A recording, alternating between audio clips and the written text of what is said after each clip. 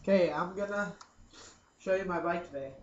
I'm running Collision 9-tooth driver in white, laced up to a Primo 7005 chrome uh, rim.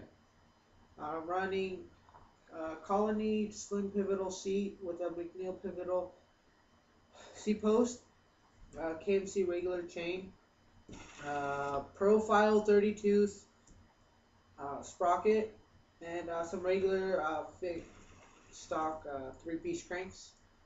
Uh, I'm running some Odyssey PC pedals. They're really good, and what I did to improve them, I put in some like metal pins, 1, 2, 3, 4, and they grip like perfect. And they just jingle, but that's good. Um, I have the Fit Eddie Cleveland, the first version. I have the second version with the built-in, what's it called? The pivotal seat. No, I don't have that. I have just the first one in black, 21-inch frame, top tube. It has an integrated seat clamp.